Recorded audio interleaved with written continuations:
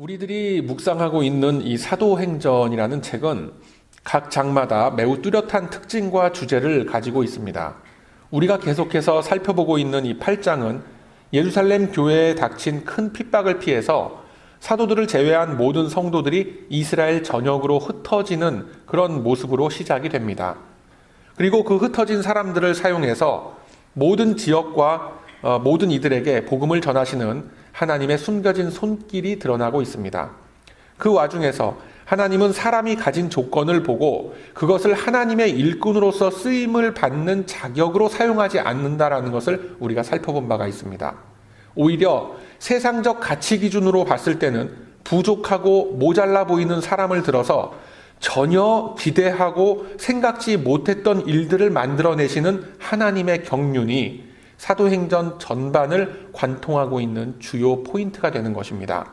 일각에서 말하는 카리스메틱한 성령의 역동을 보는 것이 중요하다라고 말하기도 합니다만, 사실 그것은 하나님의 언약을 이루어가는 하나의 과정에 들어가는 도구다라는 것을 분명히 하고 우리가 사도행전을 풀어가야 합니다.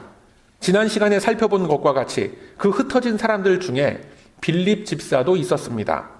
그는 어떤 특별한 사명이나 자신의 의지나 목적을 가지고 사마리아 땅으로 간 것이 아니라 당시 교회에 닥친 핍박을 피해서 추격자들의 발길로부터 가장 안전할 곳이라고 여겼던 사마리아로 피난을 갔습니다. 그러나 그 땅에 가시적인 그리스도의 몸을 세우시기를 원하시는 하나님의 계획은 선교사로서 아무런 훈련을 받지 못했던 빌립 집사를 세워서 사마리아 땅을 복음화하는 큰 도구로서 사용하는 것이었습니다. 하나님에게 붙잡힌 빌립은 사도들로부터 받은 말씀을 전하고 갈보리 언덕에서 십자가에 달리신 예수님이 얼핏 보기에는 나사렛 출신의 목수라고 알고들 있었지만 사실은 그가 구약성경 내내 예표된 메시아였다라는 사실, 그가 하나님의 나라를 이 땅에 이루신 하나님의 독생자이시다라는 것을 전파했던 겁니다. 그래서 빌립이 복음을 전할 때 그의 사역을 돕기 위해서 많은 이적과 기사들이 베풀어졌고 많은 이들이 빌립의 가르침을 쫓았다라고 했습니다. 그리고 그 많은 이들 속에 마술사 시몬이 섞여 있었음을 성경은 기록하고 있습니다. 자, 마술사 시몬은 어떤 인물이었습니까? 사도행전 8장 9절과 10절의 말씀을 보면 상당 수준의 마술을 행했던 인물로 보여집니다. 사마리아 백성들을 놀라게 했고 남녀노소, 지위 고하를 막론하고 그의 마술을 보면서 그를 청종했다라고 했습니다. 즉 마술사 시몬의 강한 영향력이 미쳐지고 있었던 지역이 당시의 사마리아 지역인 것입니다. 시몬이 자칭 큰 사람이라고 했고 많은 이들이 그를 보면서 이것은 하나님의 능력이라고 했을 정도로 그가 일으킨 마술이 단순한 눈속임 정도의 손장난은 아니었다라는 점도 나타나고 있는 겁니다. 즉 나름대로 신비로운 능력을 행하고 있던 사람이었습니다. 그런데 예루살렘에서부터 피난을 온 빌립이라는 사람이 어느 날 딱 나타나더니 하는 소리가 뭐냐면 예수가 메시아다라고 하고 다니고 그가 마지막 희생제물로서 십자가에서 우리 모두의 죄를 대신 담당했다라는 것입니다. 과연 그럴까 싶었는데 그 빌립이라는 사람이 다니면서 말씀을 전하고 기도를 하니까 자기가 일으킨 것보다 더 강력한 기적들이 나타나는 것을 보게 되는 겁니다. 이제까지 자신이 보여주면서 사마리아 지역 안에서 버틸 수 있도록 했던 그 정도 수준의 마술과는 비교할 수 없는 능력의 역사들이 일어나게 되는 것입니다. 자, 12절 말씀에 보면 빌립은 이 땅에 펼쳐질 하나님 나라에 대해서 복음을 전했고 예수가 메시아라는 사실, 예수 그리스도라는 이름 속에 감추어져 있었던 구원과 사랑의 메시지를 전했습니다. 많은 사마리아 지역의 사람들은 빌립의 전도함을 듣고 따르며 믿게 되었고 이어서 세례를 받게 되었습니다. 즉 사마리아 땅에서는 이제 예수 믿는 것이 일종의 대세가 된 것입니다. 눈치가 빠른 시몬은 당장 말을 바꿔 타게 됩니다. 이러한 사마리아 지역의 소식이 예루살렘에 남아있던 사도들에게도 전해지게 됩니다. 과연 이러한 놀라운 일이 사실이란 말인가? 라는 확인 차원에서 그리고 빌립에게 더욱 힘을 실어주고 격려해주기 위해서 베드로와 요한 사도가 사마리아 땅을 방문했습니다. 예루살렘에서 방문한 사도들이 사마리아의 성도들에게 안수를 하니까 그들이 성령을 받게 됩니다. 그러자 이 영악스러운 시몬이 가만히 있을 리가 없지요. 누구 뒤에 서서 줄을 서야 내가 뭔가를 좀 할 수 있겠다라고 재빠르게 간파했던 이 시몬은 베드로 사도에게 다가가서 돈을 줍니다. 그러면서 이러한 권능을 나에게도 좀 전해주어서 내가 안수를 해도 사람들이 성령을 좀 받게 하소서라고 간구합니다. 이 어처구니 없는 제안을 받은 사도들이 가만히 있을 리가 만무한 것입니다. 20절에서 23절에 이르러서 보면 베드로의 심한 책망이 이어지고 있습니다. 이 베드로의 책망을 보면 시몬이 말도 안 되는 소리를 하니까 버럭 화를 낸 것 같은 모습이기도 합니다만 그의 책망 속에서 우리들은 복음과 구원에 대한 하나님의 시선과 가르침을 읽어낼 수가 있는 것입니다. 사마리아의 성도들이 믿음에 이르게 된 것은 빌립이 달변가였다거나 깊은 학식이 있어서 사람들을 사로잡은 것이 아니라 전적으로 하나님의 은혜, 하나님의 선물로서 주어진 것이었음을 말하고 있는 겁니다. 즉 하나님께서 은혜라는 선물을 허락하셔야 믿음이 생기게 되고 그 믿음이 장성한 분량에까지 자라나게 되는 생명의 힘을 얻게 되는 것입니다. 권능이 나타났다라는 것도 어떤 신유의 능력이나 방언이라든가 이런 현상이 나타났다라는 것을 의미하는 것이긴 하지만 이것들은 그 자체로서가 목적이 아니라 믿음을 더하기 위한 특별한 수단으로서 부수적으로 주어지는 선물인 겁니다. 사람의 능력과 사람의 재능 개발로서 얻을 수 있는 것들이 아닙니다. 오직 하나님이 허락하셔야만 가질 수 있는 귀한 선물인 겁니다. 베드로는 이어서 말하기를 내 은과 함께 네가 망할 것이다 라고 합니다. 그리고 21절 이하에서는 너의 마음이 바르지 못하니 이 도에는 내가 관계도 없고 내가 얻을 이익도 없다라고 합니다. 여기서 말하는 도라는 것은 로고스라고 해서 하나님의 말씀을 의미하는 단어가 사용이 됩니다. 즉 하나님의 말씀, 복음과는 아무런 관계가 없는데 왜냐하면 바로 너의 마음이 바르지 못하기 때문이다라는 것을 지적하고 있는 겁니다. 마음이 바르지 못하다라는 것은 그 시몬이 어떤 도덕적인 흠결을 가지고 있었다라는 것이 아니라 하나님이 당신의 주권으로서 일하시는 모습을 돈으로 환산해서 가치를 판단하려고 했음을 의미하는 겁니다. 다시 말해서 하나님의 가치 질서 안에서 이루어지는 것을 놓고서 하나님의 것이 아닌 세상의 물질적 가치 질서를 가지고 하나님의 것을 판단하려는 마음을 꾸짖고 있는 겁니다. 쉽게 얘기하면 이런 겁니다. 내가 밖에 나가서 일을 하면 시간당 얼마를 내가 버는 사람인데 내가 이렇게 매주 교회에 나와서 앉아서 몇 시간씩 앉아있다 이렇게 돌아가는데도 불구하고 나의 바램과 나의 요구가 이루어지지 않고 또 나의 인컴이 교회 가는 시간과 비례해서 더 늘어나는 복이 더해지지 않는다라고 한다면 내가 지금 여기 뭐하러 나와 앉아있단 말인가? 라고 생각하는 것과 동일한 부류의 사고인 것입니다. 육신의 눈으로서 영의 것을 판단하려고 하니까 도저히 이해가 되지 않고 판단이 서질 않는 겁니다. 하나님의 일들을 물질적 가치의 단위로서는 도저히 측량할 수가 없는 것입니다. 하나님의 은혜와 하나님이 친히 인간의 역사 속에 들어오셔서 행하시는 그분의 일들은 이 세상의 잣대를 초월하는 거룩한 가치입니다. 여러분, 빌립이 사마리아로 가서 많은 하나님의 일들을 했을 것이고 또 베드로와 요한 사도가 어려운 발걸음을 해서 사마리아 땅까지 갔었다면 여러 가지 사건들과 여러 가지 이야기거리들이 많았을 텐데 왜 굳이 이렇게 황당한 시몬이라는 사람의 이야기를 기록했겠습니까? 여기에는 두 가지 이유가 있습니다. 첫 번째로 바로 시몬이라는 사람의 모습과 그의 마음속에 가지고 있는 생각이 현대사회를 살아가는 우리들의 모습과 굉장히 흡사하기 때문에 그렇습니다. 상당수의 교인들이 바로 이러한 마음을 밑바닥에 깔아놓고서 교회를 나오는 거예요. 그래서 하나님은 초대교회가 세워져가는 이야기 속에 이 황당한 시몬, 사실은 우리의 자화상이기도 한 이 이야기를 굳이 집어넣으신 것입니다. 시몬에게는 이 신앙이라는 개념이 무엇으로서 잡혀 있었냐면 자신의 필요와 요구와 바램을 이루는 수단으로서 하나님을 이용해 보겠다라는 겁니다. 시몬은 이미 사마리아 지역에서 나름대로 자리를 잡고 잘 살고 있던 사람이었습니다. 그는 여러 가지 마술로서 사람들을 현혹했고 그로 인해서 명예와 물질을 가지고 있던 사람이었습니다. 그런데 자기보다 더 센 사람이 나타난 겁니다. 빌립이나 또 사도들이 기도를 해주니까 사람들이 막 변하는 모습을 보면서 자신의 이 마술 비즈니스에 이 같은 현상과 권능을 접목을 시키면 더욱 큰 돈과 명예를 가질 수 있을 것이다 라고 생각하는 겁니다. 예전에 제가 LA에서 겪었었던 일입니다.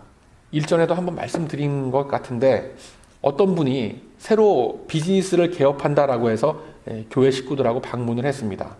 개업 예배를 드리려고 그 비즈니스에 딱 도착을 했는데 그 바닥 구석구석마다 귀퉁이에 하얀 그 가루가 이렇게 떨어져 있습니다. 그리고 제가 봤을 때 이 팥으로 추정되는 그 콩알들이 구석구석마다 이렇게 놓여져 있는 겁니다. 그리고 또 그 가게 전면에 딱 보니까 십자가도 걸어놨는데 카운터 옆에 이렇게 보니까 금색으로 반짝반짝하는 부처상도 딱 놓여 있는 겁니다. 아니 왜 이런 것을 가져다 놨습니까? 라고 하니까 그분 대답이 하나님이건 부처님이건 간에 누구든지 빨리 와서 좀 도와주면 그게 참 감사하고 그게 바로 은혜가 아니겠습니까? 라고 하는 모습을 본 적이 있어요. 그래서 제가 물어봤습니다. 그럼 구석구석마다 저 하얀 가루에다가 저 무슨 팥인지 콩인지 해놓은 건 저거 뭡니까? 라고 했더니 그분 대답이 소금하고 팥을 이렇게 뿌려놓은 건데 그렇게 해놓으면은 애군이 물러가고 행운이 온다라고 누가 그렇게 하라고 가르쳐 줬답니다. 여러분 어떻게 생각하십니까? 우리 중에는 그런 분들 없으리라고 믿습니다. 그리고 또 믿고 싶습니다. 여러분, 이것은 신앙이 아니라 무속일 뿐입니다. 아무런 근거도 없는 이 샤머니즘의 자리에 하나님의 능력을 비는 모습일 뿐입니다. 기독교 신앙이 갖는 생명력, 예수 그리스도로부터 전해지는 복음의 능력으로 살지를 못하니까 나타나는 그런 현상들입니다. 이처럼 우리들의 모습 속에서도 신앙의 힘, 믿음의 능력을 오해해서 그것으로서 이 세상의 요구를 이루려는 마음은 참 많이 발견됩니다. 부정할 수 없는 사실이죠. 물론 이 세상을 살아가는 데 있어서 물질은 필요합니다. 그러나 그것은 살아가기 위한 단순한 수단 중에 하나일 뿐입니다. 그것이 신앙의 목적이 될 수도 없을 뿐더러 인생의 목적이 돼서도 안 되는 거죠. 이 세상에서 일어나는 수많은 죄악들과 그 혼란들을 보면 잘못된 목적을 이루기 위해서 잘못된 방법을 사용해서 살아가기 때문에 이 혼란스러운 겁니다. 많은 이들이 이것을 깨닫지 못한 채 정신없이 그냥 살아가기 때문에 이 지점에서 갈등과 고민을 하는 겁니다. 아니, 나의 삶과 내가 처한 이 상황과 현실이 나아지지 않는다면 내가 도대체 무슨 이유로 신앙을 가져야 하고 믿음으로 살아야 합니까? 라는 질문을 던지고 있습니다. 그런데 사실은 이 질문 자체가 잘못된 겁니다. 신앙, 믿음 이 자체가 하나님께서 택해서 부르셔서 선물로 주지 않으면 소유할 수가 없는 것들입니다. 이 질문 자체가 나의 힘으로 하나님께서 주시는 선물을 좌지우지 해보겠다라는 의식이 들어있기 때문에 이 같은 질문과 고민이 등장하는 거예요.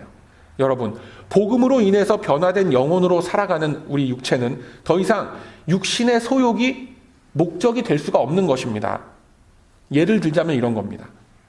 유능하고 아주 훌륭한 축구선수가 있습니다. 이런 그 훌륭한 축구선수가 이제 은퇴를 하고 골프를 배우는데 계속해서 이 사람이 축구장에서 하던 그 규칙과 그런 법칙대로 골프공을 발로 툭툭 차갖고 그린에 딱 올려놓고 그 홀 안에도 집어넣고 막 하는 겁니다.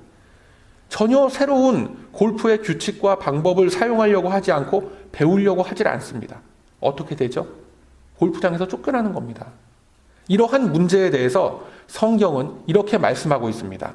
갈라디아서 5장 17절 이하의 말씀을 보면 육체의 소욕은 성령을 거스리고 성령의 소욕은 육체를 거스리나니 이 둘이 서로 대적함으로써 너희의 원하는 것을 하지 못하게 하려 함이니라 라고 말씀합니다.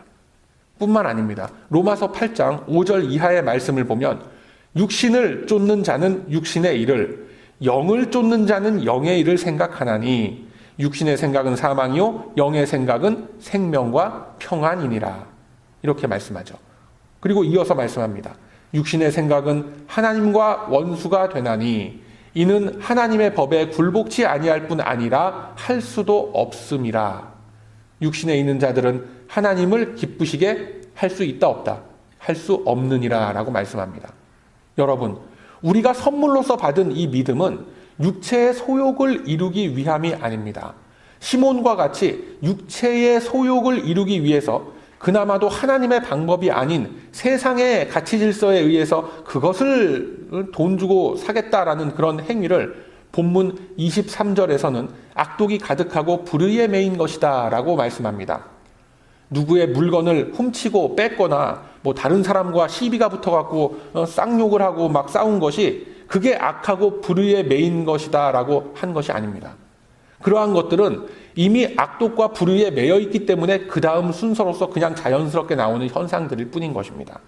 즉, 악독과 불의에 매인 시몬의 모습은 세상의 가치 질서를 들어서 하나님 안에 있는 가치들을 판단하려고 했으며 세상의 조건으로서 하나님의 거룩한 것들을 얻으려고 했던 겁니다. 이 같은 시몬의 모습을 우리들에게 대입해보면 어떤 모습이겠습니까? 똑같은 패턴이 이어지게 되는 겁니다. 하나님의 것을 이용해서 나의 정욕과 나의 필요와 나의 바램을 가지려는 것입니다. 나의 꿈을 이루어 보겠다라는 것입니다. 나의 꿈을 이루는 게 목적이 아닙니다. 우리 크리스찬은. 우리들이 한탄하고 우리들이 탄식하는 이 현실의 것들, 즉 우리가 가지고 있는 이 상황과 우리를 둘러싸고 있는 이 환경들은 우리가 육신의 장막을 뒤집어 쓰고 이렇게 살고 있는 이 현실의 삶 속에서 별로 변하지 않습니다. 거의 변하지 않습니다. 그러나 내가 변하게 되면 나를 힘들게 했고 나를 고통스럽게 했던 그 환경들과 조건들이 더 이상 나를 움직이고 나에게 악한 영향력을 미치는 것이 아니라 내가 그것들을 극복하고 초월하는 모습이 되어서 더 이상 나를 둘러싼 환경과 그 조건들에 내가 끌려다니지 않게끔 되는 것입니다. 이것이 바로 나의 꿈을 이루어가는 성도의 모습이 된다라는 것을 여러분 꼭 기억하시길 바랍니다. 여러분, 이것이 바로 하나님의 방법이고 하나님의 룰입니다. 믿음은 표징이 나타나는 것이 우선이 아니라 그 믿음의 내용을 내 안에 채워가는 것이 먼저입니다. 표징으로서 보이신 것은 요나의 기적이면 충분하다라고 예수님이 직접 말씀하셨습니다. 그래서 말씀을 깊이 알아가고 말씀을 통해서 나의 영혼의 미세한 음성으로 속삭이시는 주님과의 교제를 우리는 이어가는 겁니다. 여러분, 나의 요구와 필요와 바램을 이루려고 하지 말고 먼저 하나님의 은혜와 하나님의 말씀으로서 나를 채우시기 바랍니다. 하나님의 가치 질서로 새롭게 태어나고 무장된 사람은 더 이상 육신의 요구들 앞에서 그것들에게 압도당하고 끌려당하지 않고 그것들을 내가 조절하고 움직일 수가 있게 되는 것입니다. 이것이 바로 복음의 능력이요 신앙의 힘인 줄로 믿으시길 바랍니다. 시몬의 자리가 아니라 사마리아 사람들이라고 명명된 여러 사람들의 그 자리가 바로 우리들이 서야 할 자리인 줄로 꼭 기억하시길 바랍니다. 두 번째로 하나님께서 이 시몬의 등장을 통해서 말씀하시고자 하시는 것은 복음으로 인한 진정한 회복입니다. 당시 초대교회에 대한 그 핍박으로 인해서 여러 예루살렘의 성도들이 여러 각 지역으로 막 흩어졌습니다. 그런데 유독 왜 이 빌립이 피신 같던 사마리아 땅을 조명하고 계신가? 바로 진정한 회복은 복음으로만 이루어진다라는 것을 보여주시기 위함인 것입니다. 왜 이 사마리아 지역이 이스라엘 안에서 미운 오리 새끼와 같은 그런 처지가 되었습니까? 이 사마리아 지역은 기나긴 역사를 통해서 갈등을 품어왔던 그런 지역이었습니다. 열왕기하 17장에 보면 사마리아 땅에 드리워진 갈등의 시작이 자세히 기록이 되어져 있습니다. 북이스라엘에 호세아라는 왕이 등장합니다. 호세아 선지자와는 동명이인입니다. 같은 사람이 아닙니다. 호세아 왕 9년에 북이스라엘을 향한 아수르의 전격적인 침공이 시작이 되고 북이스라엘은 제대로 저항 한번 못 해보고 순식간에 함락돼서 아수르의 식민지 상태가 됩니다. 하나님은 이 사건을 기록하시길 그들이 북이스라엘이 목을 곧게 하여 하나님의 언약과 말씀을 버렸고 금송아지 형상을 만들어 섬겼고 아세라 목상을 숭배했고 하늘의 일월성신을 숭배했고 바알을 섬겼다라고 했습니다. 하지 말라는 건 다 했죠. 사마리아 지역을 점령한 아수르 제국은 자국민들과 사마리아인들과의 적극적인 혼혈 정책을 펴게 되었고 이를 거부하지 못한 사마리아 지역은 순식간에 아수르 문화권의 영향력 아래로 들어가게 됩니다. 뿐만 아니라 자기들의 자녀를 불 가운데로 지나가게 했고, 즉 이방신의 제물로서 자신들의 자녀를 바쳤습니다. 점을 쳤고 마술을 행했다라고 했습니다. 하나님께서 금하신 모든 일들을 완벽한 종합 세트로 빈틈없이 다 행한 것입니다. 당연히 하나님의 진노를 불러일으키게 되고 열왕기하 17장 18절 이하에서 여호와께서 이스라엘을 심히 노하사 그 앞에서 제하셨다라고 했을 정도였습니다. 북이스라엘의 악행과 우상 숭배가 하나님과 이 양다리를 좀 걸치고 슬쩍슬쩍 행하던 이런 정도를 벗어나서 이건 도저히 받아줄 수가 없을 정도로 튕겨져 나가버린 겁니다. 이러한 이들의 악행은 주변 다른 지역의 지파들에게까지도 급속도로 퍼져나가게 됩니다. 그런데 이때 남유다에는, 남쪽 이스라엘에는 어떤 일이 벌어졌느냐면 다윗 이후 최고의 성군이라고 하는 히스기야가 왕위에 오르게 됩니다. 거의 비슷한 시기에 이 남유다에도 아수르의 침공이 이루어졌더라 했습니다. 그런데 여기서 차이점이 뭐냐면 히스기야를 중심으로 똘똘 뭉쳐있던 남유다는 결국 하나님의 은혜를 힘입어 아수르의 그 대군을 물리치게 됩니다. 다윗과 골리앗의 싸움과 같은 승리를 거두었던 남유다의 사람들은 당연히 자부심을 갖게 되고 동일한 상황에서 아수르에게 굴복해버린 사마리아인들을 경멸하게 되는 겁니다. 아니, 우리들은 피 터지게 싸웠고 하나님께 의지하면서 버티고 또 버티고 싸워서 승리를 얻어냈는데 너희들은 도대체 뭐냐? 이제 너희들은 우리 이스라엘 민족이라고 할 수도 없어. 이런 여론이 급속도로 이스라엘에 퍼지게 됩니다. 결국 이 사건으로 말미암아서 사마리아 지역 사람들과 다른 유대인들과 이 감정의 골이 깊어지게 되는 겁니다. 그런데 이뿐만이 아닙니다. 사마리아가 속한 북이스라엘과 예루살렘이 속한 남유다는 각각 아수르와 바벨론에게 멸망을 당하게 되고 긴 포로 생활 기간을 보내게 됩니다. 이제 시간이 흘러서 포로들이 귀환하게 되고 무너졌던 예루살렘 성전을 재건축하자라는 문제가 떠오르게 됩니다. 예루살렘의 성전을 재건축한다라는 소식을 듣고 사마리아 사람들의 대표가 찾아갑니다. 다 함께 힘을 모아서 하나님의 성전을 짓는 것에 동참하게 해달라라고 부탁을 하는데 이 남유다 사람들이 거절을 합니다. 사마리아 사람들은 극한 실망감과 배신감을 느끼게 되고 바사왕 고레스에게 상소를 띄우면서까지 저 사람들 성전 건축을 허락하지 마소서라는 방해 공작을 펼치는 상황까지 이르게 됩니다. 상황이 이쯤이 되니까 이제 사마리아 지역민들과 유대인들과는 건널 수 없는 강을 건너버린 겁니다. 상처받은 사마리아 사람들은 자신들의 지역에 따로 성전을 좀 자그맣게 건축해서 그 안에다가 온갖 이방 잡신을 다 집어넣어서 숭배하는 해괴한 짓을 벌이게 됩니다. 이러한 역사적인 배경으로서 유대인들과 사마리아 사람들은 완전히 갈라서게 되었고 서로가 사람으로 인정치 않고 서로가 서로를 개, 돼지로 부르면서 으르렁대는 사이가 됩니다. 오죽하면 예수님께서 구제와 도움의 예를 드시면서 선한 사마리아인의 비유를 드실 만큼 당시 이들의 갈등은 엄청나게 컸고 심각한 사회 문제로까지 대두되던 그런 시기였습니다. 일반적인 유대인들은 아무리 궁하고 급해도 사마리아 땅을 지나가지 않았고 사마리아 사람들도 마찬가지였습니다. 그런데 한 가지 아이러니했던 것은 그럼에도 불구하고 사마리아 사람들은 자신들은 여전히 하나님의 백성, 이스라엘 민족 구성원이었다라고 여기고 있었다는 점입니다. 이러한 사마리아 지역에 성령 하나님께서는 빌립을 보내어서 참된 복음을 전하게 하셨던 겁니다. 여러분, 깊이 생각해 보세요. 사마리아 사람들이라고 해서 예루살렘 출신인 이 빌립이 자기들의 지역에 피난을 와서 말씀 전하는 일을 보고 처음부터 달가워했겠습니까? 그렇지가 않죠. 그럼 빌립 역시 스데반의 순교를 보면서 사마리아 땅까지 피난을 온 마당에 과연 앞장서서 나가서 복음을 전하고 싶었겠습니까? 쉽지 않은 일이죠. 빌립 역시 상당한 트라우마에 시달렸을 겁니다. 그러나 하나님이 역사하시니까 이 사람들의 마음이 열리기 시작한 것입니다. 하나님께서 계획하시고 예비하신 일들을 그렇게 순종함으로 행하니까 결코 일어날 수 없는 일인 줄로 알았던 그런 일들이 벌어지게 되는 겁니다. 그냥 빌립을 자신들의 이웃으로만 받아들여준 것만으로도 큰 사건이긴 한데 빌립이 전하는 복음을 한 마음으로 듣고 따랐다라고 했습니다. 오죽했으면 사마리아 지역에 베드로와 요한 사도가 시차를 나올 정도로 그 지역의 복음의 불이 불타오르게 되었던 것입니다.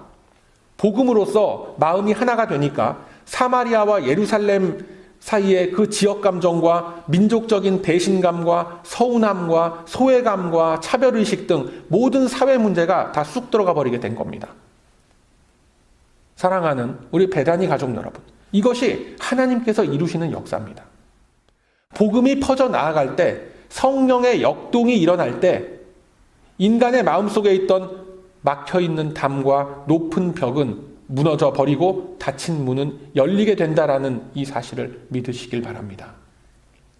복음으로 한 마음이 될 때에 수백 년간을 이어져 오던 사마리아와 예루살렘의 갈등은 눈 녹듯이 사라지게 되는 것을 하나님은 보여주고 계신 것입니다. 우리가 살아가고 있는 이 현실을 봐도 다를 거 하나도 없지요. 똑같습니다. 특히 남과 북이 갈려져 있고 서로 상대방이 잘못한다고 목소리를 높이고 있죠. 이제는 동과 서가 갈려서 별다른 이유도 없이 서로를 욕하고 비하하기에 바쁩니다. 더 나아가서는 요즘 시대에는 노년층, 노인 세대와 젊은 세대가 편이 갈려서 서로를 이해하려고 하지 않고 서로를 비판하고 정죄하기에 바쁩니다. 부유한 자들과 상대적 박탈감을 느끼는 계층이 서로를 향해서 증오의 언어를 쏟아내는 시대를 우리는 살아가고 있는 겁니다. 한쪽에선 도둑놈이라고 그러고 한쪽에서는 게으른 놈들이라고 그러죠. 이제는 이상 야릇한 그런 현대 사조의 영향으로 인해서 남자와 여자가 서로를 비방하는 요지경 사태가 벌어지고 있습니다. 이곳 미국이나 한국이나 별 차이 없는 그런 현상들인 것입니다. 해결책이 뭐겠습니까, 여러분? 많은 이들이 말합니다. 훌륭한 정치가가 나서서 해결한다라고 합니다. 그렇게 나서서 해결한 사람이 있었습니까? 아무도 없죠. 훌륭한 경제 리더가 등장해서 해결을 하겠다고 합니다. 새로운 세상을 새로운 세상은 무슨 새로운 세상이래. 미안하지만 사람의 능력과 힘으로는 아무것도 되지 않습니다. 오직 십자가의 희생적 사랑으로 영혼이 구원을 얻어서 변화하지 않으면 절대로 변하지 않습니다. 지나간 인류의 역사가 증명하고 있고 성경이 말씀하시는 진실인 것입니다. 여러분, 이렇기 때문에 우리 성도 한 사람 한 사람의 가치가 이처럼 소중하고 귀한 것입니다. 비록 우리 한 사람 한 사람의 존재가 밖에 나가면 눈에 띄지도 않고 미약하고 아무런 영향력을 끼칠 수 없는 그런 연약한 존재처럼 보여집니다. 그러나 빌립 한 사람의 영향력으로 인해서 사마리아 지역이 어떻게 됐습니까? 하나님이 들어쓰시게 되면 우리의 생각으로는 할 수 없다고 여겨지던 일들이 일어나게 되는 겁니다. 여러분, 이것이 기적이고 이것이 복음의 능력이 되는 겁니다. 시몬이 돈 주고 살려고 했었던 것 같은 방언이나 신유 등에 초점이 맞춰지면 안 되는 겁니다. 수백 년 동안 이루어질 수 없을 것이라고 여겼었던 그 문제들이 빌립 한 사람의 순종함으로써 해결된 겁니다. 이것이 바로 흩어진 사람들의 행적을 통해서 하나님이 우리들에게 보여주시고 들려주시는 음성인 줄로 믿으시길 바랍니다. 주님은 우리들을 사마리아 땅과 같은 우리네 인생이라는 이 공간 속에 집어넣으신 거예요. 우리 모두가 빌립과 같은 입장으로 각자의 삶 속에 서시길 바랍니다. 작은 영향력이지만 우리의 증인됨의 노력과 그 열정은 빌립의 순종함이 사마리아를 복음화시킨 것과 같이 우리가 속한 삶의 현장들을 변화시킬 것입니다. 그래서 말씀을 바르게 깨달아서 순종하는 것이 중요한 겁니다.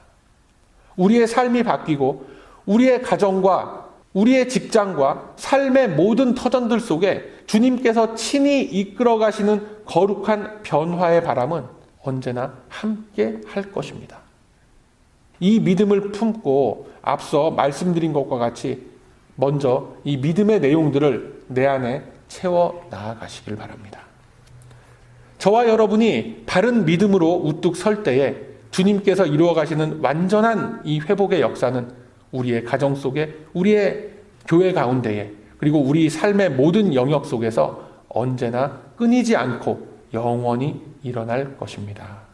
그러므로 이제는 나의 바램과 나의 요구를 내세우는 것이 아니라 믿음의 내용을 먼저 채움으로써 진정한 회복의 역사를 이루어 가시는 저와 여러분의 복된 삶이 다 되시길 이 아침에 주님의 이름으로 축원드립니다.